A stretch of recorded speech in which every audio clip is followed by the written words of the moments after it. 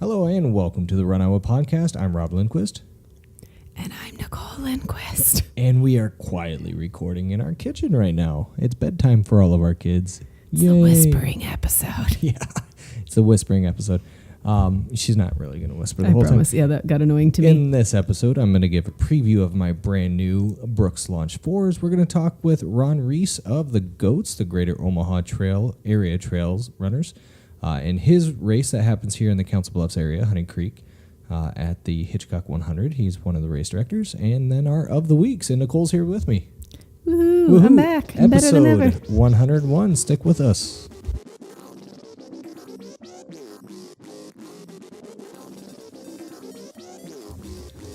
All right. As much as I hate to admit it, I was a sucker. Can you believe it? I have no idea what you're talking about. I know you don't. Well, remember, this is the preview part for my new Brooks Launch4s. And I was a sucker, and what happened was I saw an advertisement online for Brooks running, and I bought them. And I thought, oh, I needed shoes anyway. They were free, though, because you had a coupon. Yeah, that's true. I did. My daughter had made me a coupon for a free pair of shoes. I could buy whatever ones I wanted, and they were going to be free. That's right. Now you just got to go reimburse yourself from her piggy bank. Hey, that is a poop emoji. Yes, that is. So, hi, Nicole. How are you? Hi. I'm good. I'm excited to be here, even though don't know if I'd call myself a runner right now. Well, Dave is on birthday vacation. He turned 50, and so he's in Las Vegas right now. And fun. And so you're his replacement. Woohoo. Woohoo.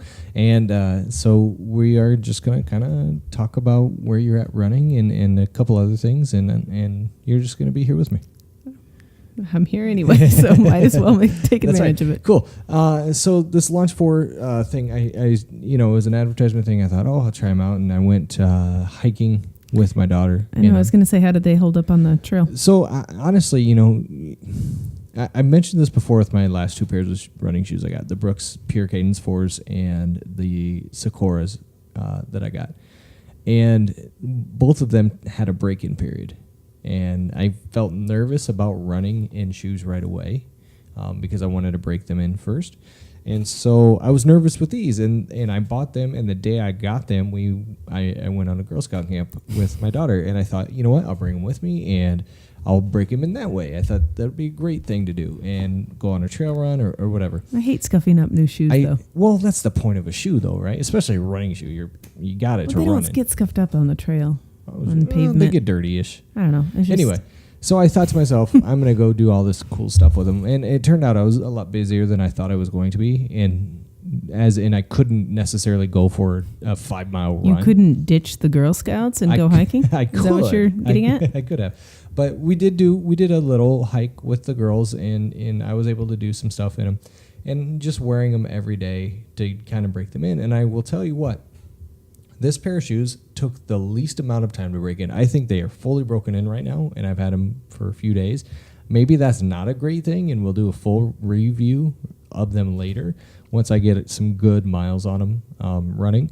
But as far as a preview goes, that's pretty cool that the heel is broken in. I'm not blistering anywhere on my feet after the pretty solid wearing for a couple days there on the trails. Yeah, the first few days, it seems like, are usually the telling days. And I will say, transition. I've already modified them too, and not really modified them, but I did not add new inserts. I kept the inserts that came stock in them, but I did change out the laces right away and put in the Yanks I had in my Pure Cadence 4s, which if you don't know what they are, you can either do a search for them, but they're basically laces that will allow you to not have to tie your shoes every time.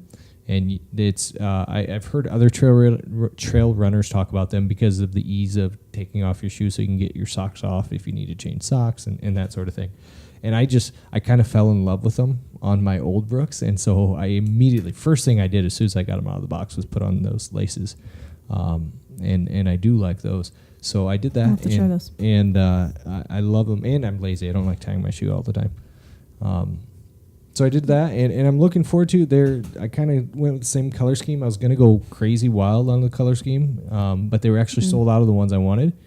and my number 2 choice for color, which is sad. But I ended up choosing a color scheme that was similar to my old pair, so I'm very That's happy why I with really it. haven't noticed that you had new ones. Yeah. But I was just thinking we should really get those Yanks for our 7-year-old. Oh yeah, that would be fun. She can never learn to tie her shoe at this rate.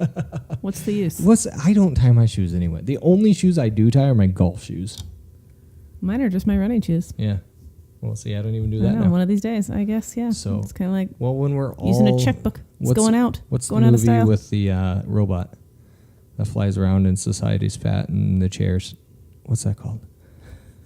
Wally. Oh. Wally. Oh, I was gonna say, Yeah, we're all going to you be. sounded like the Jetsons, Yeah, but no. I'm pretty sure that's not what you meant. It's all going to be Wally someday, anyway. That's depressing. So, Moving on. so those are my Launch 4s. Red shoe with the white sole, has a gold logo off to the side, and it's in a different position. I don't know if the logo placement matters. I know Nike changed theirs to the toe for a little while, and then now it's back on the side. It's all about aesthetics. What do you like? What do you not like? And I was a little more. I was very conscious in why I bought these shoes, because they are more of a trail shoe with a thicker sole. As listeners, you guys know, I'm more of a minimalist. I love my Scoras because they're so light and they're not a heavy shoe. Surprisingly, these launches are lighter than I thought they were going to be. Sorry for the cough. They were lighter than I thought they were going to be, and they're very breathable, like the Scoras, more so than the Pure Cadences were. So I'm looking forward to actually getting some good miles in them and seeing how they hold up, and I'll do a full review then. Sounds good. Cool. And I will take any suggestions from listeners on Twitter or elsewhere on new shoes, because I'm going to need some new ones here. Now, you did, I believe we talked about this maybe last time you were on. I don't remember for sure. Mm-hmm. But you got the same shoe twice, right? Didn't you get your Brooks? You had a purple pair and a purple pair? No, other people copied off me. You had another. Okay. But you had the same. Liked them and got the same pair. But you had the same pair twice, though, right? Maybe not the same color, but you had 2 pairs of Brooks. I think I did that with the Nike Freeze or something like that. But anyway, I do like Brooks, so I would probably stick with that. But now this is something I think I know the answer to for some of our listeners. But I want to ask you, and maybe this is a determining factor. What do you look for in a running shoe? Do you look at the brand because you've had a brand that you like, or do you look at the style because I'm a road runner or a trail runner or whatever, or do you look at technology, whether it's thickness in the soles or Flyknit or whatever new technology you want? What do you look for in a shoe? When I first got into running, everyone said, "Oh, Asics is the best. You got to go with Asics." Asics to me weighed like 10 pounds a shoe, and it was too much shoe. I did my first half marathon in Asics, and my feet went numb, and I don't know if that has anything to do with anything. That could be tying of the shoe too. Maybe it was too tight been a lot of things, didn't but fit. I've been the happiest in the Brooks as far as like injuries to my feet. But I look for sort of what's on trend, like and I do read reviews in Runner's World and things like that. And I think we all become brand loyalists at some point once we find you kind of like to jump around so you can review a bunch of different ones, but I'm sort of a loyalist. I walked out of the house the other day and I was wearing Brooks shoes, Under Armour socks, Nike shorts. Yeah. Well, I just mean when it comes, I guess for me, when I find something I like, I want to stick with that brand. That's why I'm really sad the Limited closed. Every single item of clothing that I wore there. But well, I mean that could be and we talk when we have women on, we talk about running bras too, because Dave and I don't talk about that, but that's kind of the same thing, right? If you find something that you like, stick with it. Yeah, I'm interested in trying Target's new line of running clothes. They have some cute designs actually out, and I've purchased a couple of pair of their running pants and capris. Is that the C9 brand? I believe so, but it's like been upgraded. It's like so it used cooler. to be Champion, right? And then they changed when Target kind of took it over. It became C9 or something like that. And now they're kind of redoing it again. I mean, it looks new to me. I think they're putting more of a focus on those types of clothes. So now you don't have to go anywhere but Target to get everything that you need in life. This is not a paid endorsement, although I would take your money, Target. God knows you got all mine. Yeah, no kidding. Well, and I was thinking about that, but the brand loyalty thing, that I think the most recent Runner's World, they had their fall shoe preview. And one of the shoes that made the list, I think it might have been, I should probably look this up, but it was like best comeback shoe or something like that. Oh, really? And it was the Reeboks. And the reason the Reeboks are back in the scope is because of the CrossFit stuff and they're major sponsors of CrossFit and the Spartan games and things like that. And so they're getting back in the shoe game, it looks like, with this shoe. So if you were, like I was growing up, a Reebok kid, because they had the NFL licensing. Oh, really? Oh, that's right. Then maybe you go and check out the new Reebok. I don't know. I haven't tried them. Was Reebok the first shoe that did the pump? I don't remember.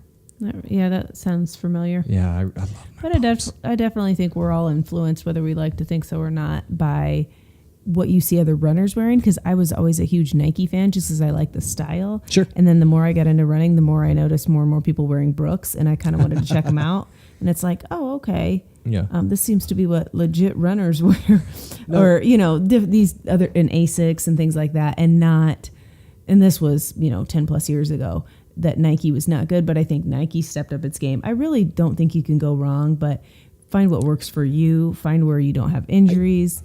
I want to just say I don't think the brand matters as much anymore. There used to be the big three. You had your, just in general, your Adidas, your Nike, and your Reebok, and then specialty shoes came along and things like that. Yeah. But as far as with the internet, a lot of the times now you can get that technology, that shoe that's going to have, like, even Chucks now are different. Yeah, I don't wear Chucks. No. Not a Chucks fan. I'm a Tom's fan, and I'm a brand loyalist there till I die. Don't buy Bob's. The Converse All-Star, right? And that's so okay. I think you should try running in like all different types of shoes. Send them my way. I'll start running them. Yeah. Hey, shoe store people, I love you all. I will pay you one day for a pair of shoes. No, I'm just kidding. All right. So that's, I don't know. I'm looking forward to doing a full review on those shoes, though. And I will even wear the same pair of socks when I do my test runs, just so I know. I don't know. Does that make sense? I can't wait to hear about it in great detail. Here's my sock I wore. So, speaking of toes, our friend Pat, my toe guy, check out episode 99 of the podcast. He just had to have his toenails removed again. Okay. I know. Good thing it's not time to eat. I know. Soon. Oh, man. Anyway, that's a whole different story. I don't know why that came into my head, but it did. Okay. We're going to take a break. When we come back, I'm going to speak with Ron Ruhs from the G.O.A.Tz, the Greater Omaha Area Trail Runners Club. He's a member of that club, and he is also the race director for the Hitchcock 100, which is a great ultra race here locally on the West End. If you're on the West End, it's lots of elevation. We talk about the elevation. We talk about that sounds more sophisticated. We talk about the route. Scary.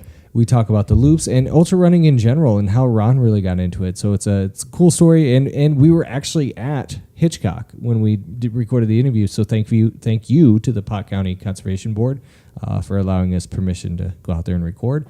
And then it was really cool. And maybe I'll mention this afterward, but I thought you were taking a break. We are. I have 10 seconds to my cut. Okay. No, we were just kind of talking, and we went out for a run afterwards, and we just kept talking. And it's like, we should have recorded this part of it. Oh, so God. Huffing and puffing. Maybe our next interview we do with Ron or whoever else it might be, we'll just go for a run and record on the run. I have a cool mic. Giant microphones? Well, no, I could do it with the iPhone and record it that way. So something to look forward to, maybe. And then how did you do that, Big L? I don't talk when I run. It would be pure silence for me. Yeah. Well, hey, there's a whole theory behind that, too. Anyway, take a break. Come back with Ron. By the way, if you know Ron, you know his last name is pronounced Ruhs. It's spelled Russ. I do know. Yeah, there you go. That's something I learned as a journalism person. Nice. Yeah, ask him. Or wait for them to tell you because he told me. So anyway, thanks, Ron. I appreciate that. We will be right back with our talk, with my talk with Ron Ruhs from Hitchcock Nature Center in Honey Creek.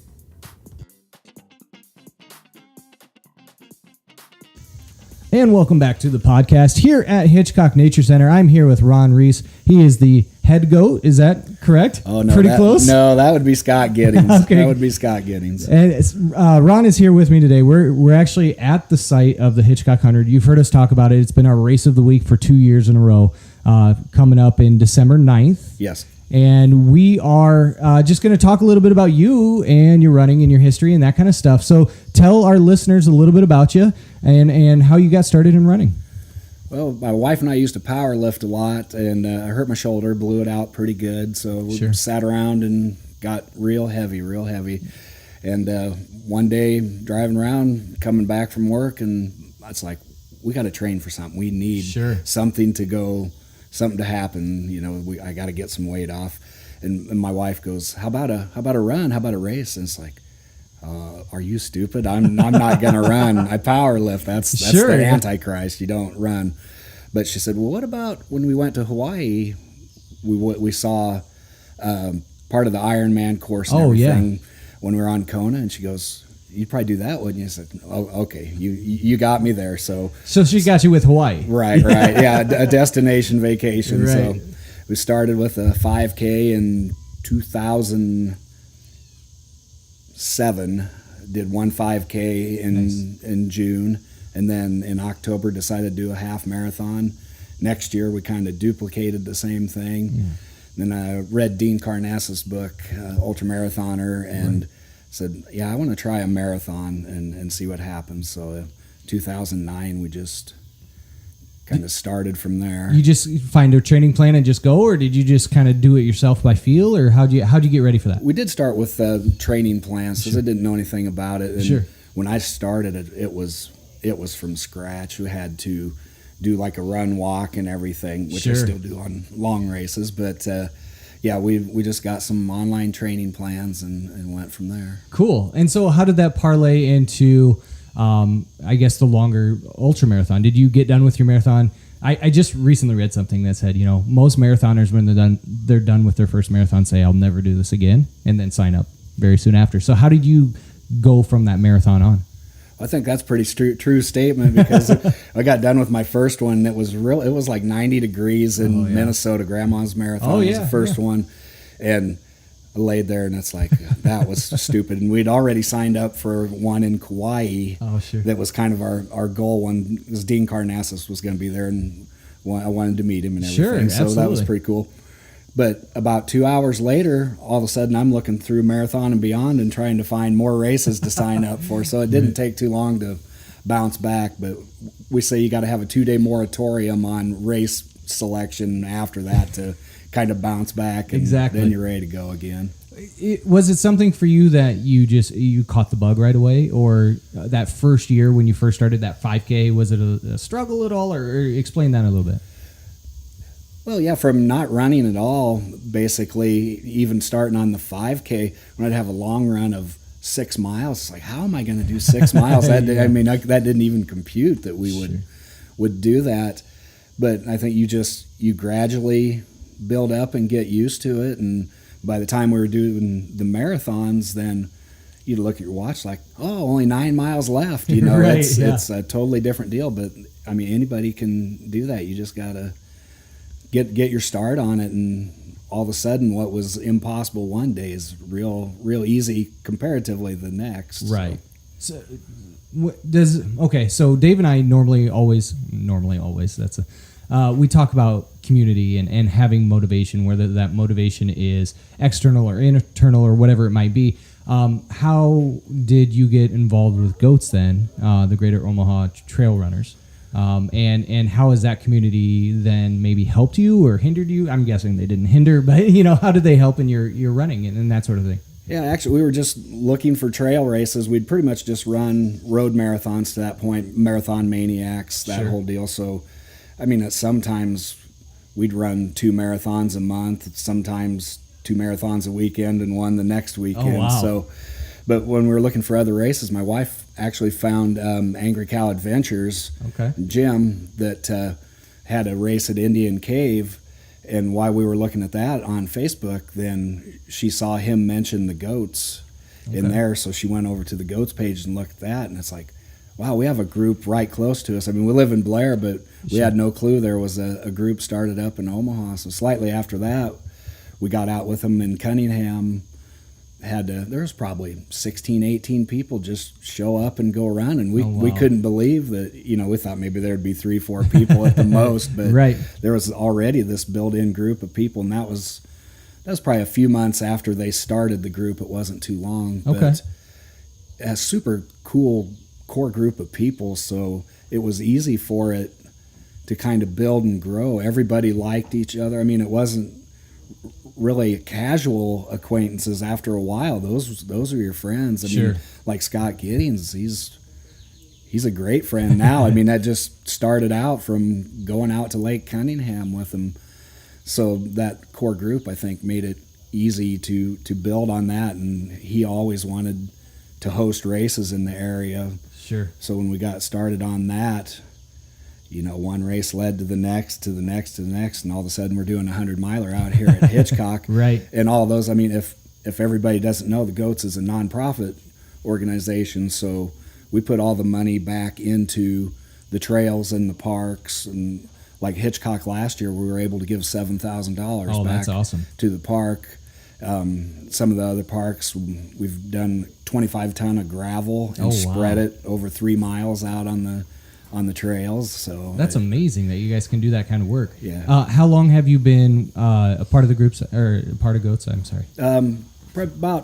Probably 4 months after they started. Oh, nice. Okay.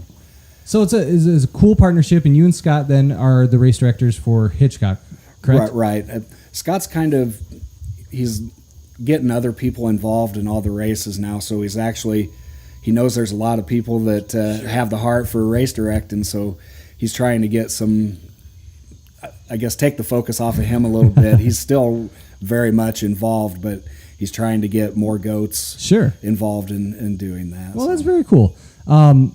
We're just kind of looking over everything, and the horizon. You can see the interstate, but man, what a beautiful place Hitchcock is. What made you guys want to come out here? That's a good question. I mean, in the beginning, there wasn't very many people that really knew about. I mean, Platte River and Schramm, Cunningham, and Tranquility, kind of the main places everybody went. Right. And then we saw a couple people come out here. So you got to check Hitchcock out. And then a few people started coming out, and I know there were a few people that probably had the same idea in mind. I know Chris Hall did. I'm sure he had it about the same time, and Scott Giddings and Scott Marble at Canfields. Yep. And one time we were out for about 10 miles or so, and we went up to the tower just looking out, and like all three of us just looked at each other. It's like we have to have a 100-mile race out here. Absolutely. So it and now there's a lot of people. I mean, it's not the secret anymore. There's a ton of people that come out here to train. Well, it's a brutal course, right? Yeah. It's Dave and I volunteered, I think it was 2 years ago. We were one of the overnight stops, the far one, the Oasis. Right at the Oasis. And we were out there, and people were coming into us, and I just remember they just looked beat down, and I'm like, you only have 3 loops or whatever it might have been. And I'm like, right. Why is this so bad? And then, so we ventured off when we thought there wasn't, there was a little gap. We were like, oh my gosh, like that first hill right outside of the Oasis is just brutal, and everybody's doing that multiple times, and I'm like, holy cow. And just looking out here, it's rolling hills, not something typically people would think about in the middle of Iowa or the west side of Iowa or eastern Nebraska, but it's beautiful area out here, and just the hills themselves and the trails. The 2 years that I remember, or the 1 year we volunteered, the 1 year after, it was raining a lot, and so explain how that course difficulty, what kind of people that attracts.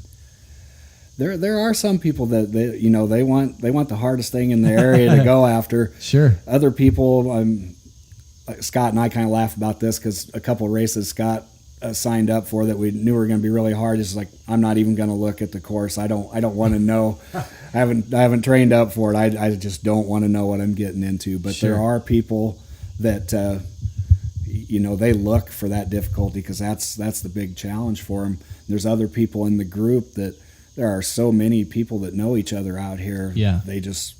My friends are doing it, I'm going. So that's the scary part. But I know Dave and I talked about this post volunteering is the number of people that knew each other and at this aid stations and the runners and their pacers and all of that, they were big family. And Dave and I were kind of outsiders looking in at it because we just were like, oh, we want to volunteer, we want to help out and do what we can.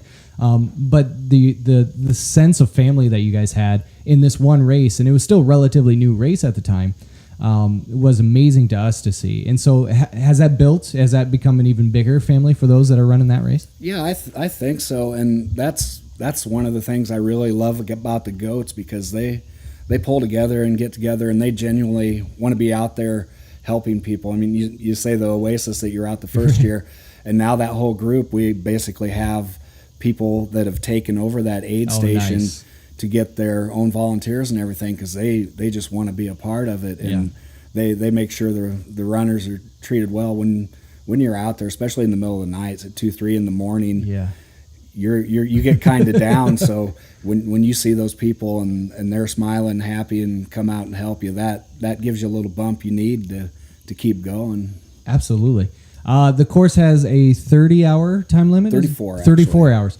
And explain over the course of maybe the last year or two how many people are finishing, how many are entering, that kind of thing, just to give a sense of what the course is like. Well, mainly due to the parking and everything out here, we can only have about 125 people signed up for the race. So if we get in the 30-40 person range for the 100, that's kind of average. Year before last, the 50 milers, we almost doubled them last year. Oh, wow. For who signed up for that. So the word kind of got out, and even though it was hard, people wanted to come out, and we got really good feedback. I mean, all the volunteers made that race. It's not the race director that made all those people come back. That was all the people we had helping, and the people that showed up liked that they would see their name on the list, and they would start calling them by their name every time they come through, and they'd remember what they'd want. So I think we actually sold out last year, so we had all the slots filled, and we added a half marathon due to the timing. The 50 miler started at 9 o'clock in the evening, so we could actually have that whole 125 at 5 o'clock in the morning. Oh, nice. So we added in 65, 68 half marathoners, and that sold out in 8 hours when it went online. So it was pretty popular. Somebody wants to come out and give it a try, see what it's about before they try the 50 or the 100. Yeah,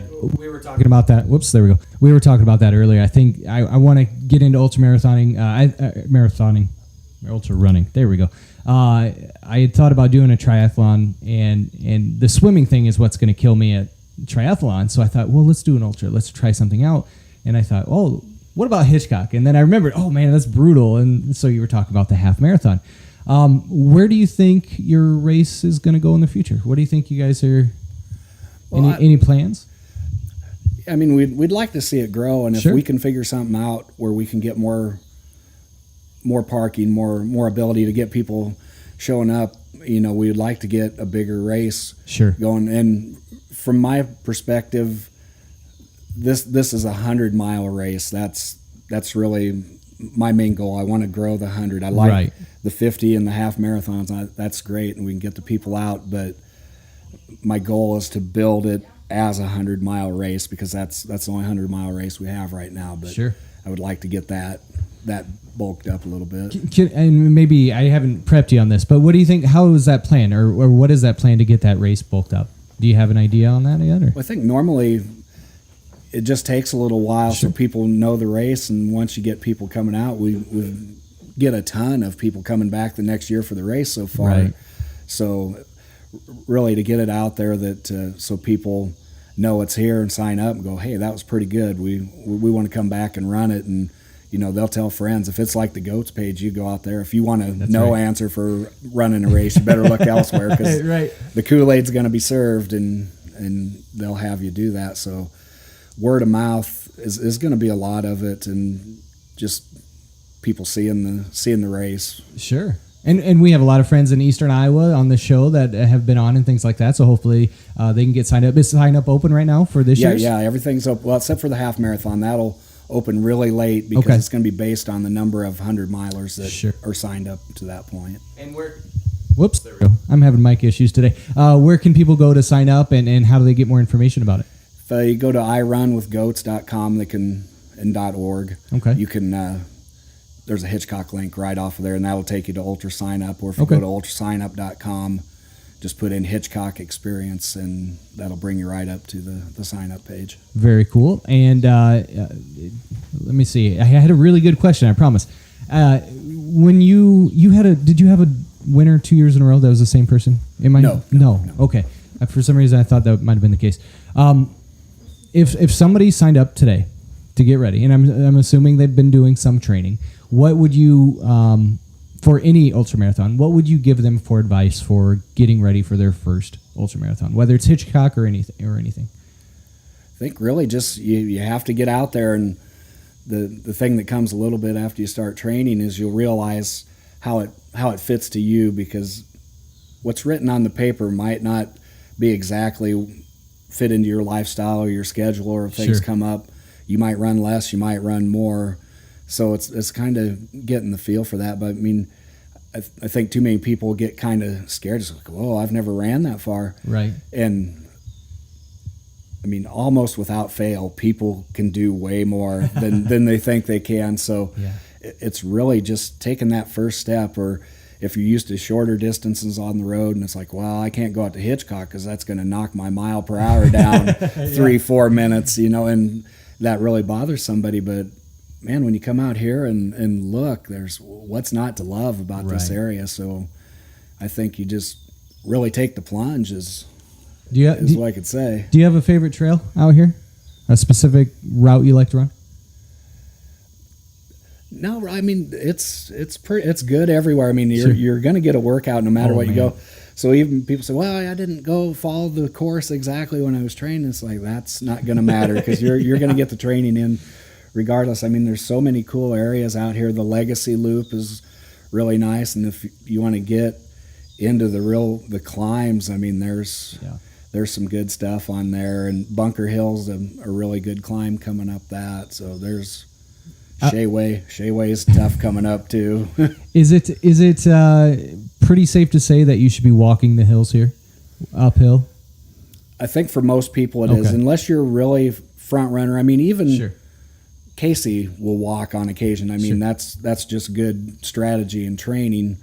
But for most people, you'll get benefit from hiking up the real steep ones. Yeah. Because the amount of time you'll lose on that's going to be minimal overall.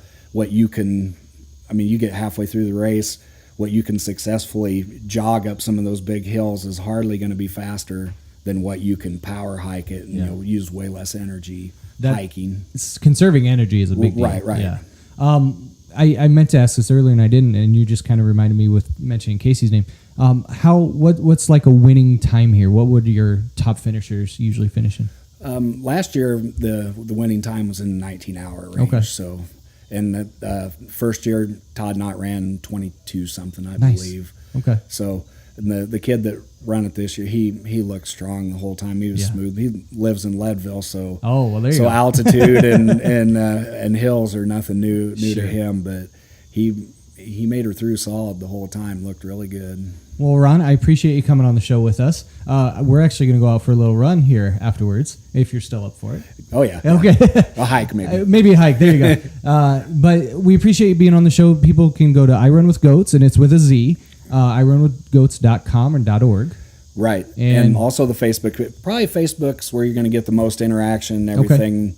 And there's also the Hitchcock Experience on Facebook as well. So if you want up-to-the-date things, both of those are probably the way to go. Plus, you can meet up with somebody. There's always somebody running somewhere, so you can get a partner. That's the best part about a community like Goats or our buddies over in Dubuque. They have a running club, and it's just, hey, I want to run today, and here you go. Here's 30 people that want to show up and do it. So very cool. We appreciate you being on the show, and we look forward to Hitchcock coming up December 9th. Thank you very much.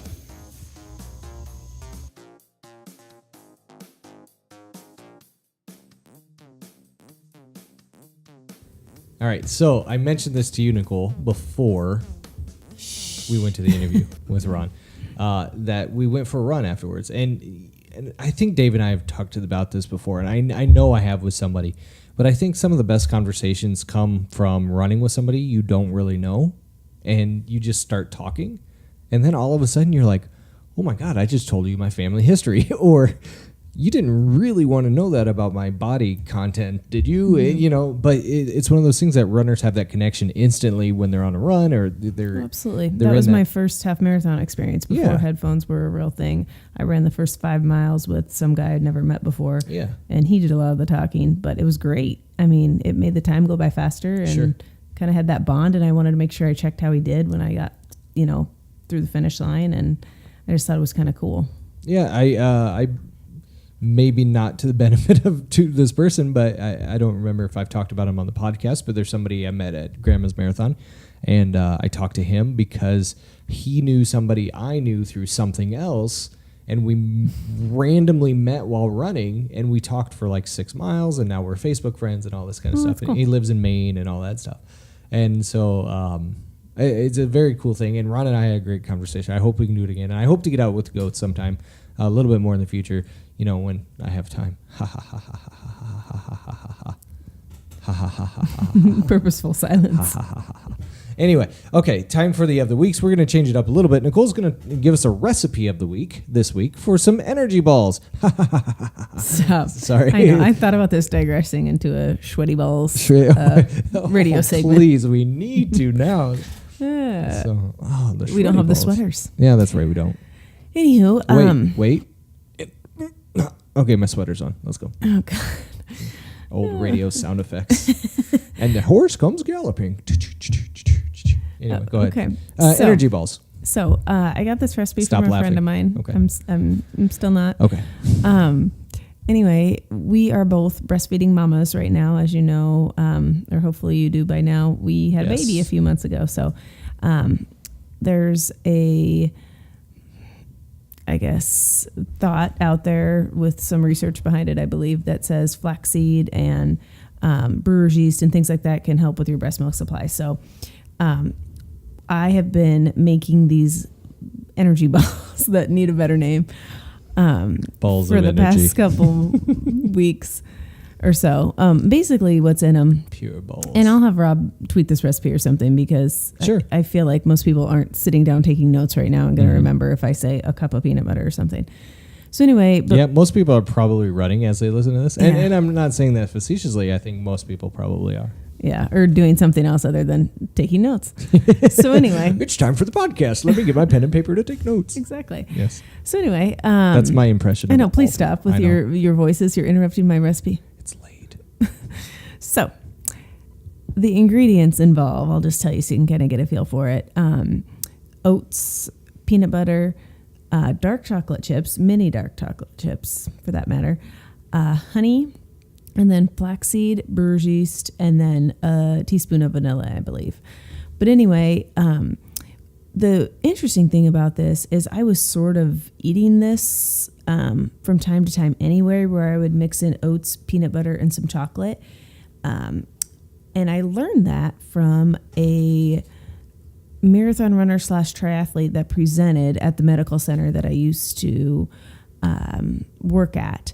And she said that she used this before her workouts, because if you're a morning person like me and like to work out in the morning, you don't really want to eat something greasy like a breakfast sandwich or... I do. I know you do. God bless you. Well, you're not a morning person.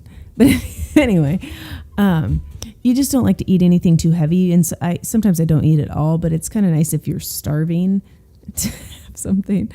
No comment. Let me finish my recipe. Anyway, so these are just kind of like, it's almost like a cookie, but because it's no bake, it stays that size, obviously. And you can kind of just pop them in your mouth. And they do have some healthy ingredients. And I would not recommend this necessarily while you're running, unless you're doing an ultra. It's a great thing for an ultra, probably. Almost want like a glass of milk or maybe some juice would be good, but like to kickstart you in the morning. But I think it's a great pre-run little snack. It's like your fiber granola bar or a protein granola bar. Yeah, it's almost like a granola bar or something like that. Bite size, sorry. Yeah, a little bite size. And the interesting thing is it has oats and all that stuff in it. I didn't think my kids would like these, but because it has that element of chocolate chips in it, they will eat it. So very cool. It's nice to have a little something to snack on. I'll put that recipe online. Chips or something. on our website at RunIowa.org. Perfect. And probably tweet it out too. Yes. Can we call it energy balls? How about Nicole's famous energy balls that she stole her recipe from a friend? How about just Rob's balls? I love it. Yes. Running balls. Running balls. Sweaty running balls. Yeah. Oh, sorry. We're going too deep. Went there. Yeah. Oh. Anyway, so I don't know the nutritional value really, Sure. like how many calories are in each one. The honey is probably the worst part of it all, but if you use pure honey and it's it's not processed. But anyway, all right. Try them out. Let me know what you think. Okay, cool. We'll get that online here. Check out runiowa.org and the show information link. There we go. Cool. I have the race of the week, and because I went to Girl Scout camp, I was the only dad there for our troop, which was awesome. And thanks again. Yeah. I found a race and was told about a race coming up that's actually going to help the Girl Scouts of Iowa, and it's the Smore Mud Run that happens on September the 23rd. Registration deadline is September the 17th, but if you want a shirt, you need to get registered this week. Today's August 17th. You need to be registered by August 23rd to guarantee a shirt. So make sure you do it. And I think there's a shorter option for littler kids, maybe like a mile. So with the race information there are 3 different options for you. There's a family course that's approximately 3 miles over 15 obstacles. That is guaranteed to get you muddy. There's an extreme course if you're looking for a challenge. It's approximately 4 miles and it has extra hills and obstacles. And then a mini course for the little ones who want to get in on the fun as well. The course is approximately a mile, but just as fun in the mud as well. With that mini course, if your kid wants to run it, the parent can run alongside them at no extra charge. Yes. So, and I want to give a plug for this race, not because they've asked us to or anything like that, but our daughter's been a part of Girl Scouts for 2 years now, and it is a great organization. It offers girls the opportunity, since you don't have very many women on this show from time to time, I feel like I need to get a plug in there for the ladies. It offers girls a really great opportunity to come together and support each other and encourage each other. And I just think my daughter has learned so much from the older kids in her troop. They really support the younger ones, and they're learning how to be kind, women to women. And I just think it's a cool organization, and I think it's worth supporting. And I wish we could go, but I think we'll be out of town. Cost for the family course is $40 per participant. Extreme course runners are going to be charged $60. Mini course for the little ones, $20 and up. But again, the parent can run with the mini course participant without an extra charge. Whoop, losing my mic there. There we go. Without an extra charge. So you can check out all the information at smoremudrun.com/about. We'll have all of it, as well Are there as s'mores? There should be s'more cookies. As well as registration information. They do have 2 food trucks at the end, I saw. Okay, because the Girl Scouts s'more cookies. So that's always fun. And then they also had, where is it? I'm going to lose it now. If you are a Girl Scout or a member of the Scouts, you will save $15 on your registration. Oh, nice. So I would assume that would be for any level of registration. Probably. So if you're a Girl Scout, if you're an older Scout, a junior or whatnot, maybe even a leader. I don't know. I don't know. You should become a leader. That's your next job. Yeah. Check out all the information on our website, runiowa.org, in the race information. I'm sorry, I did it twice. The show information, as well as you can just go to the link smoremudrun.com to find out more. That's it. We're going to wrap things up in just a second. Stick with us here. Nicole and Rob, this is the Lindquist show version of Run Iowa. And Howie Lindquist. Yeah, my dog's in my lap. So, all right, we'll be back right after this.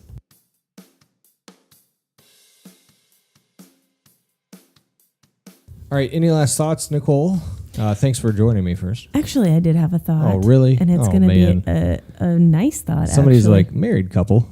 No, I've been thinking about it, and I was going to say something, but I probably got distracted by a crying baby or something. I just think it's really cool that you've hit 100 shows. Yay, and congratulations to you and Dave. I don't think people realize how quickly the weeks turn over and how fast Thursday comes every week, and what you do to put a show together for I'll tell your you listeners. what, even every other week, like trying to plan ahead this summer and do every other week and all that, it's like, oh man, it's it's this week already, or Yeah. that kind of stuff. It's But I just think you've had some fantastic guests on, and some really neat tips, and you've highlighted races from all over the state and encouraged people to get out there, whether they're a beginner or an ultra runner or everything in between, and promoted this sport that has really changed your life and changed our lives, and hopefully changed lives of other runners in Iowa. I hope so. Yeah, so I just think that's really cool. I just wanted to give you a cheesy compliment Aww. over the podcast. My dog approves. Because I don't talk to you otherwise. Right, yes. Yes, we never talk. It's like, dear, we've been married 10 years. How can I get you to talk to me? Come on the podcast. I know. We need to start a parenting podcast. That's my next thing. We'd have 3 listeners. How about every other Wednesday? 2 of them would not be us. One is our kids. Yes. 30 years from now. All right, that's it. We're getting long here. If you are running, you're at 45 minutes, 25 seconds to finish out this episode. This is episode 101 of the RunIowa podcast. Happy trails, everyone. Happy trails to you until